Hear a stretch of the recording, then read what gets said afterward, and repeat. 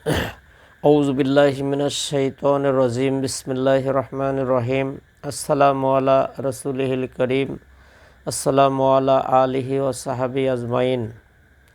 আল্লাহ পাকের পবিত্র দরবারে হাজার কোটি শুকরিয়া আদায় করি যে আল্লাহ তাআলা আমাদেরকে সুস্থ রেখে সুন্দর রেখে কোরআন ও হাদিস থেকে আলোচনা করার তৌফিক দান করতেছেন। সেই মহান রবের দরবারে কালেমাতুশ শুকর আদায় করি আলহামদুলিল্লাহ।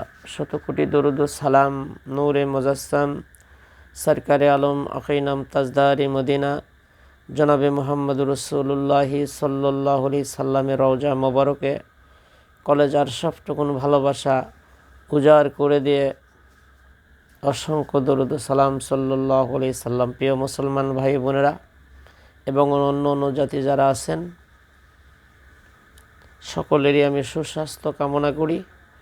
আল্লাহ সকলকে হায়াতে তয়্যিবা দান করুক এবং সুস্থতা দান করুক। ইসলাম বুঝে সুঝে সঠিক পথ এবং সঠিক মতের উপর চলার তৌফিক দান করুক, আল্লাহুম্মা আমিন। মূল কথা হলো, কোরআন কোনো গোষ্ঠী বা কোনো জাতির জন্য আল্লাহ পাক নাজিল করে নাই, হুদাল লিন-নাস। আল্লাহ রাব্বুল আলামিন কোরআন নাজিল করেছেন যারা মানুষের জন্যে আল্লাহ কোরআন নাজিল করেছে, কোনো গোষ্ঠী বা কোনো জাতির জন্য নয়। আজকের আলোচনা আল্লাহ রাব্বুল আলামিন যদি আমাকে তৌফিক দান করে আমলনামা সম্পর্কে কিছু আলোচনা করব ইনশাআল্লাহ। আমা তৌফিকি ইল্লা বিল্লাহ। আউযু বিল্লাহি মিনাশ শাইতানির রাজিম। বিসমিল্লাহির রহমানির রহিম। ইকরা কিতাবাকা কাফা বিনাফসিকা ইয়াউমা আলাইকাল হাসিবা। কালান নবী সাল্লাল্লাহু আলাইহি সাল্লাম মান তাশাব্বা বিকাউমিন ফাহুয়া মিনহুম মুত্তাফাকুন আলাইহি। প্রিয় মুসলমান ভাই ও বোনেরা, যারা লেখাপড়া করেছেন জানেন, এক বছর লেখাপড়া করার পর তার একটা পরীক্ষা হয়, টেস্ট করা হয় যে লেখাপড়াই করছে নাকি খালি আড্ডা মারছে। এরকম আল্লাহ রাব্বুল আলামিন আমাদেরকে সৃষ্টি করে আমাদেরকে পরীক্ষা করার জন্য আমাদেরকে করছেন। আল্লাহ কত বড় দয়ালু, কত বড় মেহেরবান। আমরা যারা লেখাপড়া করেছি বা আপনারা যারা লেখাপড়া করেছেন, এক বছর লেখাপড়া করেছেন, কিন্তু কোশ্চেন বা প্রশ্ন যে আসবে এটা কিন্তু গোপন ছিল। আপনি যখন পরীক্ষার হলে গেছেন তখন আপনাকে কোশ্চেনটা দেওয়া হয়েছে। এখন আপনি এই 10টা সাবজেক্ট বা 12টা সাবজেক্টের যে বই পুস্তক পড়ছেন তার মধ্যে থেকে বিভিন্ন প্রশ্ন ওখান থেকে শিক্ষকেরা সংগ্রহ করে আপনাকে কোশ্চেনটা দিয়ে দিয়েছে। আল্লাহ রাব্বুল আলামিন আমাদেরকে কোশ্চেন আগেই ওপেন করে দিছে যে এই কাজ করলে তোমরা পরীক্ষায় পাস করবে আর এই কাজ করলে তোমরা পরীক্ষায় ফেল করবে।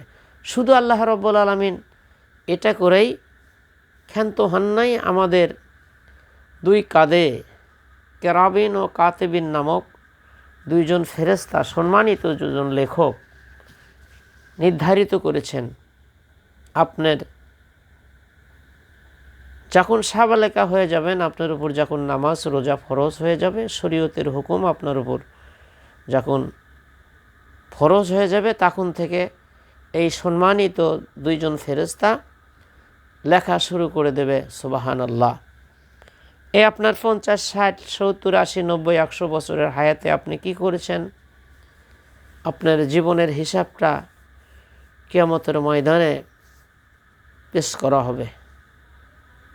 আপনার হাতেই আপনার কোশ্চেনটা আবার দেওয়া হবে, কি করেছেন। যারা আল্লাহর দেওয়া করছেন অনুযায়ী আমল করেছে, কোনো অন্যায় করে নাই, আল্লাহর দেখানো পথ এবং রাসূলের সুন্নত তরিকা অনুযায়ী যারা জীবন যাপন করেছেন, যারা আল্লাহর প্রিয় বান্দা, আল্লাহর হুকুম হাকাম মেনে চলেছেন, কিয়ামতের ময়দানে হাসরের মাঠে তাদেরকে সম্মানের সাথে ফেরেশতারা তাদের ডান হাতে তাদের হিসাবখানা, তাদের আমলনামাখানা, তাদের কোরসিনখানা প্রদান করবে। সুবহানাল্লাহ।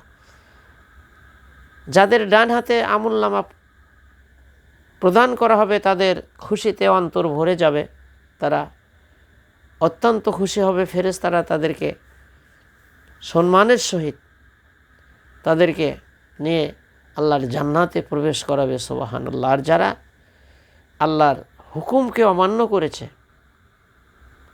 যারা আল্লাহর কোরসিন অনুযায়ী যারা কাজ করে নাই, যারা আল্লাহর অবাধ্য, যারা নিষেধগুলোকে তারা মেনে নিয়েছে, আদেশগুলোকে তারা মেনে নেয় নাই, গ্রহণ করে নাই, যারা আল্লাহর নাফরমানি করেছেন, রাসূলের সুন্নত তরিকার উপর যারা চলে নাই, তাদের বাম হাতে আমলনামাটা পিছন দিক থেকে প্রদান করা হবে। নাউজুবিল্লাহি মিন যালিক। প্রিয় মুসলমান ভাই ও বোনেরা, যাদের বাম হাতে আমলনামা পেশ করা হবে তারা আফসোস করবে আর বলবে, এটা কেমন আমলনামা, এর মধ্যে ছোট গুনাহও লেখা বাদ যায় নাই, বড় গুনাহও লেখা বাদ যায় নাই। এমন কোনো কাজ নাই, এমন কোনো আপনার জীবনের 70-80 বছরের জীবনের সাবালেক হওয়ার থেকে শুরু করে যখন থেকে আপনার হিসাব শুরু হয়ে গেছে, এক জাররা পরিমাণও যদি সওয়াবের কাজ করে থাকেন সেটাও লেখা থাকবে, এক জাররা পরিমাণ যদি আপনি আল্লাহর নিষিদ্ধ কাজ করে থাকেন সেটাও আমলনামার মধ্যে লেখা থাকবে। বেঈমানেরা বলবে, এটা কেমন আমলনামা, ছোট গুনাহও বাদ পড়ে নাই, বড় গুনাহও বাদ পড়ে নাই। ফেরেশতারা বলবে, পর ইকরা কিতাবাকা কাফা বিনাফসিকা ইয়াউমা আলাইকাল হাসিবা। ফেরেশতারা আমলনামা খান হাতে দিয়ে বলবে, পর। বেঈমানেরা, আল্লাহর দুশমনেরা, নবীর দুশমনেরা পড়তে চাবে না। ফেরেশতারা আগুনের চাবুক দিয়ে প্রহার করতে থাকবে আর বলতে থাকবে, দুনিয়ার বুকে যে অপকর্মগুলো করেছিস, গুনাহার কাজ করেছিস, সুদ খেয়েছিস, ঘুষ খেয়েছিস, জুলুম করেছিস, আজ কেন শরম করতেছিস? পর, তোরটা তুই নিজেই পর। নাউজুবিল্লাহ। প্রিয় মুসলমান ভাই ও বোনেরা, এমন কোনো জীবনের এমন কোনো দিক নাই যে ফেরেশতারা সেগুলো লিপিবদ্ধ করবে না। বেঈমানেরা আফসোস করবে, আফসোস করতে করতে এই আঙ্গুলি মুখের মধ্যে দিয়ে কামড়াতে থাকবে, কামড়াতে কামড়াতে গোটা হাতখানা চাবে খাবে, টের করতে পারবে না। নাউজুবিল্লাহ। প্রিয় মুসলমান ভাই বোনেরা, এই জন্যে আমাদের এমনভাবে চলতে হবে আমাদের আমলের মধ্যে যেন কোনো পট না থাকে, সব ধরা পড়ে যাবে।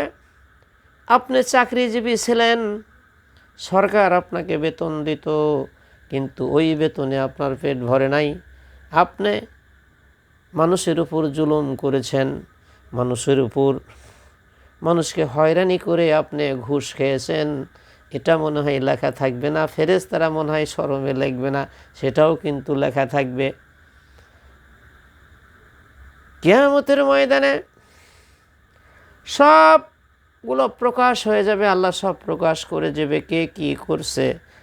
অনুপরিমাণ যদি আপনি ভালো কাজ করেন সেটাও প্রকাশ করবে, অনুপরিমাণ যদি খারাপ কাজ করেন এটাও লেখা থাকবে। সুবহানাল্লাহ। তাহলে আপনি এমপি মন্ত্রী সরকার হয়েছেন, এমপি হয়েছেন, মন্ত্রী হয়েছেন, চেয়ারম্যান হয়েছেন, মেম্বার হয়েছেন, পৌরসভার চেয়ারম্যান হয়েছেন, আপনি যদি সরকারি মালগুলো ঠিকঠাক মতো যদি আপনি জনগণের মধ্যে বিতরণ করেন, ওসমান রাদিয়াল্লাহু তাআলা আনহু এর কাছে, আল্লাহ রাসূলের কাছে একজন গরিব মানুষ, অভাবী মানুষ যে বলে, ইয়া রাসূলুল্লাহ আমাকে কিছু দান করুন। রাসূল বলল, বাবারে আমার কাছে তো এখন কিছু নাই, আমার জামতা ওসমান রাদিয়াল্লাহু তাআলা আনহুর কাছে চলে যাও, তিনি তোমাকে অনেক কিছু দিয়ে দেবে। এবার দরিদ্র মানুষ ভিক্ষুক ওসমান রাদিয়াল্লাহু তাআলা উনকে সালাম দিয়ে দেখে ওসমান রাদিয়াল্লাহু তাআলা আনহু পিপিলিকা চাউল নিয়ে যাচ্ছেন, থাবর দিয়ে পিপিলিকার থেকে চাউলটা কেড়ে নিয়ে আবার যত্ন করে রেখে দিচ্ছেন। ফকির তো ভয়ের ঠেলায় ধুর মারছে, হায় সর্বনাশ, কি কৃপণ, এই মানুষ কি আমাকে দান করবে? রাসূলের কাছে এসে বলে, ইয়া রাসূলুল্লাহ, এত কৃপণ মানুষ আমাকে দান করবে? আমি চলে গেলাম। রাসূল বলে, না না, যাও, সালাম দাও, আমার কথা বলো। এবার যেয়ে দেখে তুলা উড়ে যাচ্ছেন। ওসমান রাদিয়াল্লাহু তাআলা আনহু তুলা দৌড়ে দৌড়ে ধরে এসে আবার নিরাপদ জায়গায় তুলাগুলো রেখে দিচ্ছে। সুবহানাল্লাহ। ভিক্ষুক তো আশ্চর্য হয়ে গেছে, এত কৃপণ মানুষ আমাকে দান করবে? রাসূল বলল, যাও, আমার কথা বলো, সালাম দাও। এবার তৃতীয়বার যে সালাম দিয়ে বলে, আমাকে কিছু দান করুন। রাসূল আমাকে পাঠিয়ে দিয়েছে, বলে, ওই যে আমার রুট বাঁধা আছে, যেটা আপনার পছন্দ হয় নিয়ে চলে যান। এবার ভিক্ষুক বলে, আমিরুল মুমিনিন, একটাও আমার পছন্দ হয় না। বলে, তাহলে ভাইজান একটু অপেক্ষা করেন, সিরিয়া থেকে আমার 70টা উট আসতেছে, ব্যবসার জন্য গেছে, আপনার যেটা পছন্দ সেটা নিয়ে আপনি চলে যাবেন। সুবহানাল্লাহ। কিছুক্ষণ পর সিরিয়া থেকে 70টা উট আসলেন, মাল বোঝাই সহ। উনি সামনেরটার দড়ি ধরে নিয়ে যাওয়া শুরু করে দিল। ওটের একটা নিয়ম হলো, প্রথমটা যেই দিকে যাবে, দ্বিতীয়গুলো সবগুলো তার পিছনে পিছনে চলে যাবে। উটের রাখালেরা বলতেছে, আমিরুল মুমিনিন, সবগুলা উট তো ওই ভিক্ষুকের পিছনেই চলে যাচ্ছে। সুবহানাল্লাহ। ওসমান রাদিয়াল্লাহু তাআলা আনহু বললেন, সবগুলো ওই ভিক্ষুককে দিয়ে দাও। সুবহানাল্লাহ।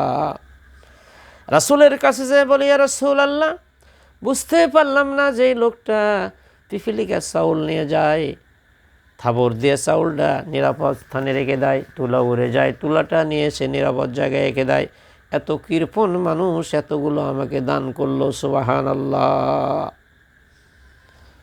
বুঝতে পারলাম না।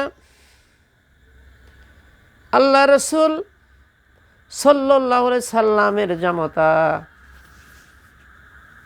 ওসমান রাদিয়াল্লাহু তাআলা আনহু বলে, এগুলা হলো গরিবের হক, বাইতুল মালের মাল, এরা গরিব মিসকিনের হক। একটা চাউল যদি পিপিলিকা নিয়ে যায়, কিয়ামতের ময়দানে আল্লাহর কাছে আমি হিসাব দিতে পারবো না। তুলাগুলো হলো গরিব মিসকিনের হক, বাইতুল মাল, এগুলো যদি নষ্ট হয় আমি আল্লাহর দরবারে হিসাব দিতে পারবো না। দোস্তরে, আপনি সরকারি বড় চাকরি করেন, এমপি, মন্ত্রী, এসপি, ডিসি আপনি আছেন, কিন্তু সবাই না, কিন্তু অধিকাংশগুলো কিন্তু ঘুষ খায়। কিয়ামতের ময়দানে বন্ধু, জান্নাত তো দূরের কথা, জান্নাতের ঘেরান তোমার নসিবে জুটবে না। সবগুলো লেখা থাকবে তোমার আমলনামার মধ্যে, লেখা থাকবে ঘুষখোর, তোমার কপালে ও লেখা থাকবে ঘুষখোর। তোমার কোনো ইবাদত বন্দেগী আল্লাহর দরবারে গ্রহণ করা হবে না। জনগণের টাকা যদি মেরে ধরে খাও, এতিম অসহায়ের টাকা যদি মেরে ধরে খাও, চেয়ারম্যান হও, মেম্বার হও, এমপি হও, মন্ত্রী হও, সরকার হও, জনগণের যদি একটা টাকাও মেরে খাও, কিয়ামতের ময়দানে আল্লাহর কাঠ গোড়ায় দাঁড়াতে হবে। ওমর ফারুক রাদিয়াল্লাহু তাআলা আনহু অদ্য জাহানের খলিফা ছিলেন। মানুষ ইসলাম বোঝে না। অসৎ লোককে যারা ভোট দিবে, অসৎ লোককে যারা নেতা বানাবে, ওই চরিত্রহীন লোক, ঘুষখোর, টেন্ডারবাজি যারা করবে, মানুষের জনগণের টাকা পয়সা যারা মেরে খাবে, আল্লাহ রাসূল বলে, মান তাসাব্বা বিকওমিন ফাহুয়া মিনহুম, যে জাতিকে অনুসরণ করবে, অনুকরণ করবে, মোহাব্বত করবে, তার সাথেই তার হাসর হবে। এমন একটা লোককে আপনি নেতা বানালেন। ভোট শব্দের অর্থ হলো রায় বা সমর্থন করা। ওই লোকটা চরিত্রহীন, কোটি কোটি টাকা মেরে ধরে খেলো। বন্ধুরে, আপনি তো হাজি মানুষ, আপনি তো তাহাজ্জুদ গুজারি, আপনি তো জীবন চিল্লা দেন। কিয়ামতের ময়দানে ওই অসৎ ব্যক্তিকে নেতা বানানোর কারণে, তাকে ভোট দেওয়ার কারণে, তাকে সমর্থন করার কারণে ওই ব্যক্তি যতগুলো গুনার কাজ করবে, সমপরিমাণ অর্ধেক গুনাহ আপনার আমলনামার মধ্যে ঢুকে যাবে। নাউজুবিল্লাহ। আর যদি আপনি ভালো মানুষকে সমর্থন করেন, ভালো নেককার মোত্তাকিন পরহেজগার লোককে যদি আপনি নেতা বানান, ভোট দেন, সমর্থন করেন, ভালোবাসেন, মহব্বত করেন, ওই লোকটা যতগুলো ভালো কাজ করবে তার অর্ধেক সব আপনার আমলনামার মধ্যে চলে যাবে। সুবহানাল্লাহ। আমিরুল মুমিনিন ওমর ফারুক রাদিয়াল্লাহু তাআলা আনহু ঘুরে ঘুরে দেখেন রাতের বেলায় ঘুমায় নাই নেতারা, দিনের রাতের বেলায় ঘুরে ঘুরে দেখতেছে কার উপর জুলুম হয় নাকি, কার উপর কোনো অত্যাচার হচ্ছে নাকি। ছদ্মবেশে অদ্দজাহানের খলিফা ওমর ফারুক রাদিয়াল্লাহু তাআলা আনহু ঘুরে ঘুরে দেখতেছেন দেশের মধ্যে একটা পাহাড়ের পাদদেশে টিম টিম করে বাতি জ্বলতেছে, আর তাঁবুর মধ্যে থেকে ছোট্ট ছেলেমেয়ের কান্নার আওয়াজ পাওয়া যায়। আমিরুল মুমিনিন তাঁবুর কাছে চলে গেলেন, যে দেখে একটা বুড়ি মানুষ পাতিলের মধ্যে কি দিয়ে যেন জাল করতেছে আর বলতেছে, দেরি কর, এই যে রান্না হয়ে যাচ্ছে, খাবি। এবার ওমর ফারুক রাদিয়াল্লাহু তাআলা আনহু বলো, বুড়ি মা তুমি এত অবিচক কেন? তুমি তো সকাল সকাল রান্না করে ছেলে মেয়েকে খাওয়াতে পারতে, তুমি এত রাত্রে ছেলে মেয়েদেরকে কষ্ট দিচ্ছ কেন? এবার বুড়ি তো ওমর ফারুক রাদিয়াল্লাহু তাআলা আনহুকে চেনে না, বলে, ওরে পথিক, আমাকে অবিচক বলতে পারো না, আমরা এই দেশের লোক না, আমরা বাহির দেশের লোক, আমাদের দেশে দুর্ভিক্ষ, আমরা এসেছি ওমর ফারুক রাদিয়াল্লাহু তাআলা আনহুর কাছে কিছু সাহায্যের জন্য, কিন্তু মানুষের ভিড়ের কারণে আমি যাইতে পারি নাই। আমার ছেলেমেয়ের পেটে তো ক্ষুধা, আমার তাঁবুর মধ্যে কোনো খাবার নাই, আমি পাতিলের মধ্যে পাথর দিয়ে পানি দিয়ে জাল করতেছি আর সান্ত্বনা দিচ্ছি এই যে রান্না হবে, একটু দেরি কর, কিন্তু তাদের পেটে তো ক্ষুধারে প্রতীক, তাদের ঘুম আসে না। ওমরের পায়ের তলা থেকে যেন মাটিগুলো সরে যাচ্ছেন, তিনি বলল, বুড়িমা একটু দেরি করেন, দেখে আমি কিছু করতে পারি কিনা। ওমরে ফারুক অদ্দজাহানের খলিফা দৌড়া চলে যাচ্ছেন। এবার আসলামকে ডেকে বলে, আসলাম রে, তাড়াতাড়ি করে বাইতুল মালের দরজা খোল, বস্তার মধ্যে আটা তুল, তুরি তরকারি তুলো। এবার বস্তার মুখ বেঁধে আমিরুল মুমিনিন বলে, হে আসলাম, এই বস্তাটা আমার মাথার উপর তুলে দাও। আসলাম বলে, আমিরুল মুমিনিন আমি খাদেম তো আছি, আপনি কেন মাথায় নেবেন? ওমর ফারুক রাদিয়াল্লাহু তাআলা আনহু অদ্দজাহানের প্রেসিডেন্ট, তিনি বলে, আমি যে দৃশ্য দেখেছি এই বোঝা আমার মাথায় বহন করতে হবে। সুবহানাল্লাহ। বস্তা নিয়ে বুড়ির তাঁবুর কাছে চলে গেলেন, বস্তা খুলে আটা বের করলেন, তরি তরকারি বের করলেন। বুড়িমাকে বলল, বুড়িমা তুমি উঠি বানাও। ওমরে ফারুক রাদিয়াল্লাহু তাআলা আনহু তরকারি কোটে সহযোগিতা করলো, রান্না হয়ে গেল। এবার ওমরে ফারুক ছোট্ট বাচ্চাদেরকে কোলের উপর নিয়ে উঠি ছিঁড়ে ছিঁড়ে তরকারি মেখে মেখে ছোট বাচ্চাদের মুখে খাওয়াইয়া দিচ্ছে। সুবহানাল্লাহ। এবার বুড়ি ওমরকে তো চিনতে পারে নাই, ওমরের মুখের দিকে তাকাইয়া চোখের পানিগুলো ছেড়ে দে, বলে, রে পথিক, এদেশের প্রেসিডেন্ট ওমর না হয়ে, এদেশের খলিফা ওমর না হয়ে যদি তোমার মতো মানুষ হতো, তাহলে এদেশের গরিব মানুষ বেশি শান্তিতে থাকতো। সুবহানাল্লাহ। ওমরে ফারুক বলে, ও বুড়িমা, কাল ওমরের দরবারে যেও, হয়তো ওমর তোমাকে বেশি করে কিছু দিবে। পরের দিন বুড়ি ওমরের দরবারে যেয়ে দেখে রাত্রের বেলায় যেই লোকটা মাথায় করে আটা তরি তরকারি বহন করে আমাকে সহযোগিতা করলো, সেই লোকটাই তো চেয়ারে বসে আছে। সুবহানাল্লাহ। এগুলো হলো ইসলামিক নেতা। দোস্তরে, আপনি কি মনে করেছেন নামাজ পড়েন, রোজা রাখেন, হজ উমরা করেন, আর এমন নেতার পাশে ঘোরেন? কোরআনের বিপক্ষে আন্দোলন করেন, মানুষের তৈরি করা আইন ও কানুনের আপনি আন্দোলন করেন। আল্লাহর জাতের কসম করে বলতে পারি, আল্লাহ কয়, সুয়ের সিজদু দিয়ে সুসের সিজদু দিয়ে উদ্গমন করবে, কিন্তু আমার কোরআনের কাছে যারা বরত্ব প্রকাশ করবে তারা আমার জান্নাতে প্রবেশ করবে না। নাউযুবিল্লাহ। ওমরে ফারুক রাদিয়াল্লাহু তাআলা আনহু অদ্দজাহানের খলিফা ছিল, আর এ দেশের কপাল পোড়া মানুষ কিছুই বোঝে না। কোরআন থেকে নিচে খালি নামাজ আর রোজা, আর টাকা থাকলে হজ উমরা, কিন্তু হালালভাবে যে টাকা পয়সা উপার্জন করাও যে ফরজ, কপাল পোড়া মুসলমান এটাই জানে না। বন্ধুরে, তোমার যদি কোটি কোটি টাকার মধ্যে 10টা টাকা যদি হারাম থাকে, আপনার কোটি কোটি টাকা সব না পাক হয়ে যাবে। নাউজুবিল্লাহ। আর একটি ঘটনা আছে, ওমর ফারুক রাদিয়াল্লাহু তাআলা আনহু দেশের মধ্যে ঘুরে ঘুরে দেখতেছে, দেখতে তাঁবুর মধ্যে থেকে কান্নার আওয়াজ শোনা যায়। ওমর ফারুক আগাইয়া গেলেন, বলে ভাই, আর একটা লোক ফাইসারি করতেছে। বলে ভাই কি হয়েছে? বলে আমার স্ত্রী সন্তান প্রসব করবে, কিন্তু আমার সঙ্গে তো আর কোনো মানুষ নাই, আমরা এই দুইজন, এই জন্যে আমি অস্থির হয়ে গেছি। ওমর ফারুক রাদিয়াল্লাহু তাআলা বলে ভাইজান একটু দেরি করেন, দেখি আমি কিছু করতে পারি কি না। এবার বাড়িতে যে তার স্ত্রীকে ডেকে বলে, তোমার জন্যে আমি একটা জান্নাতের খুশ খবর নিয়ে এসেছি। এবার স্ত্রীকে বোরকা পরাইয়া তাঁবুর মধ্যে ঢুকাইয়া দিয়ে এবার ওমরের স্ত্রী সেবা যত্ন করে বাচ্চা প্রসব করলো।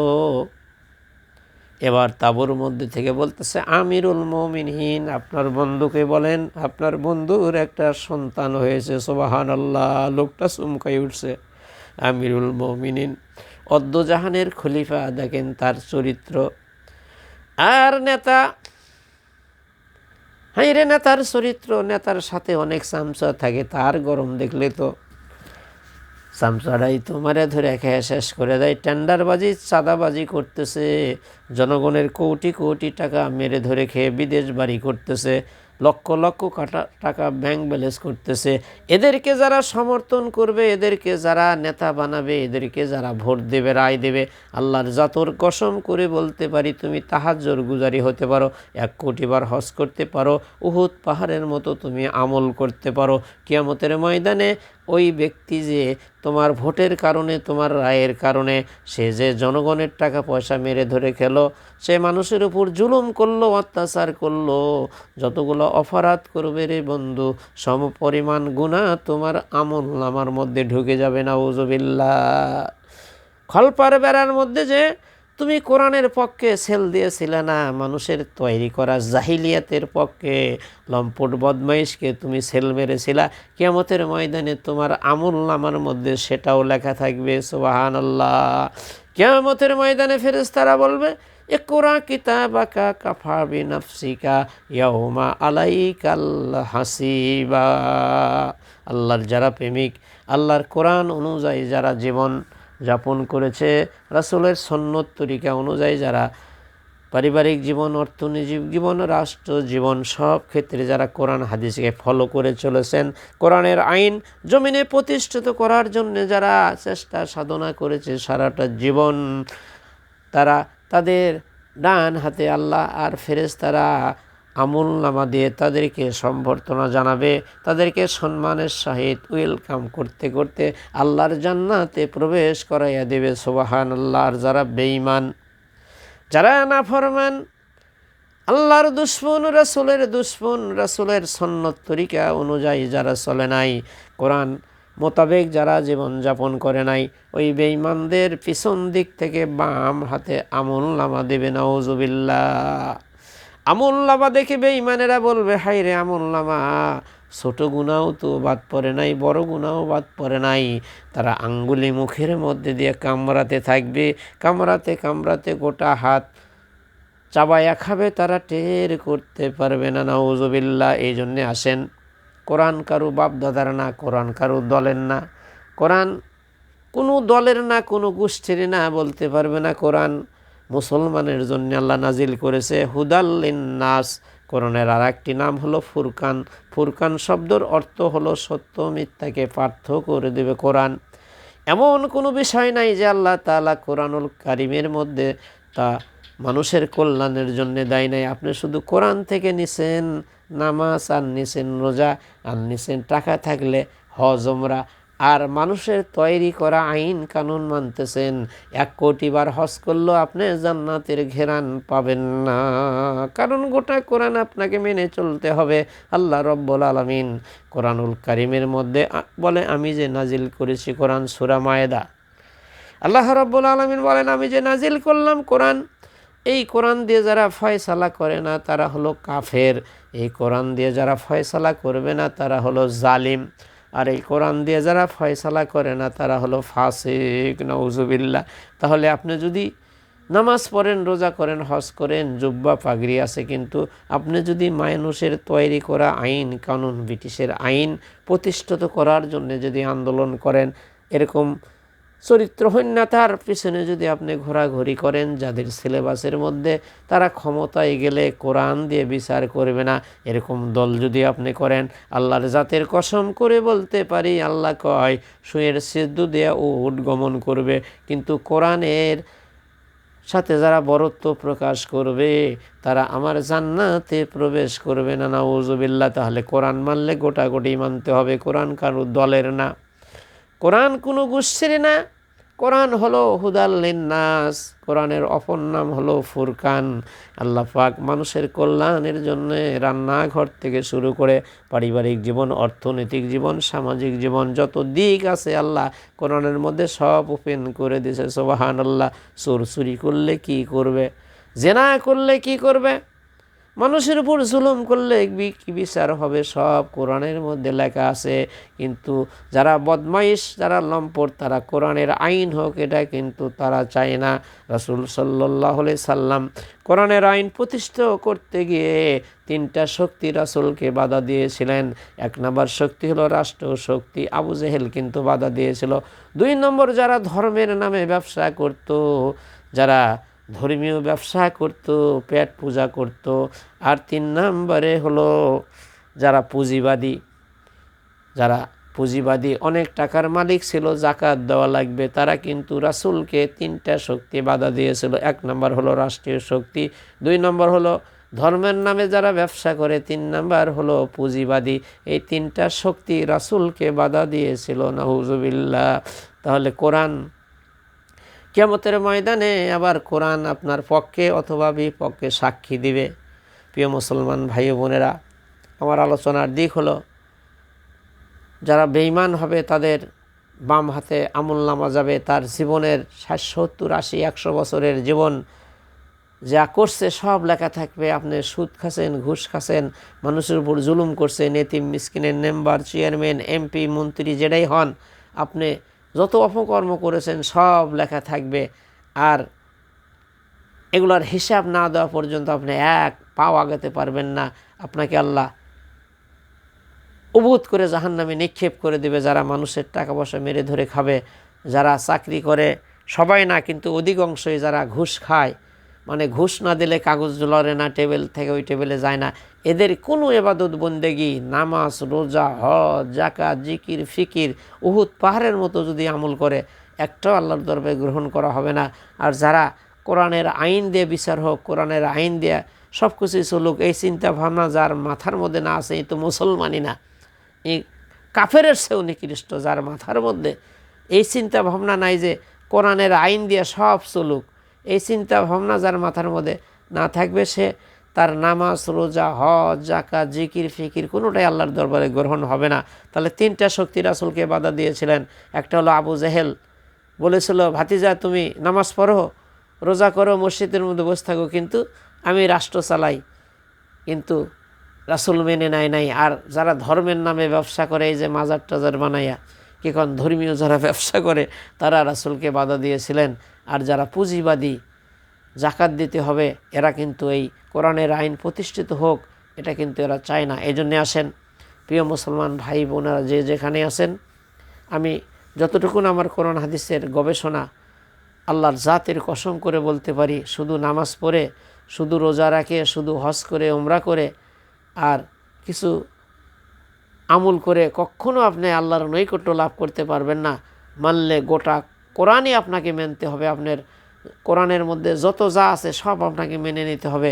আর কোরআন কমপ্লিট কোর্ট অফ লাইফ। আপনি মানুষের জীবনে যা কিছু আছে, মানুষের তৈরি করা আইন ও কানুন দিয়ে কখনো মানুষের কল্যাণ হতে পারে না। কোরআন আইন দিয়ে যদি দেশ চলে, সমাজ চলে, ক্যান্টনমেন্ট চলে, ইউনিয়ন পরিষদ চলেন, পৌরসভা চলে, মন্ত্রণালয় চলে, সব জায়গায় যদি কোরআনের আইন দিয়ে চলে, দেখেন দেশটা জান্নাতের একটা নমুনা হয়ে যাবে। আল্লাহ পাক আমাদেরকে আর এই চিন্তা যার মাথার মধ্যে না আছে তার মরণ হবে কাফেরের মরণ, মরণ হবে জাহিলিয়াতের মরণ হবে, মরণ হবে মোনাফেকের মরণ। কোরআনের আইন দিয়ে সব কিছু চলুক। আর অনেকেই এই যে মোনাফেক কিছু মুসলমান আছে যে হুজুরেরাকে এর মধ্যে যাবি, রাজনীতি করবি খালি গোফেশ্বর বাবু একজোড়া মোষ, কিখন সুদকুর ঘুষকুর বদমাইশ লম্পট, যাদের চরিত্র নাই তারা করবে রাজনীতি, তারা যাবে সংসদ ভবনে, আর ভালো মানুষ খালি মিলাদ পড়াবি আর খানকার মধ্যে খালি জিকির করবি নাউজুবিল্লাহি মিন যালিক। রাসূলের মতো মানুষ বিশ্বনবী জনাবে মুহাম্মদ রাসূলুল্লাহ, তিনি সেনাপতির দায়িত্ব পালন করছে, তিনি রাষ্ট্রনায়ক হয়েছিলেন 10 বছর, রাসূল রাষ্ট্রের প্রধান মন্ত্রী হয়েছিলেন, রাসূল সরকার হয়েছিলেন, সাহাবাই কেরাম রিদওয়ানুল্লাহি তাআলা আজমাইন, হযরত আবু বকর, হযরত ওমর, হযরত ওসমান, হযরত আলী থেকে শুরু করে খোলাফায়ে রাশিদিন, তাবিন মুসলমানই শাসন করছে।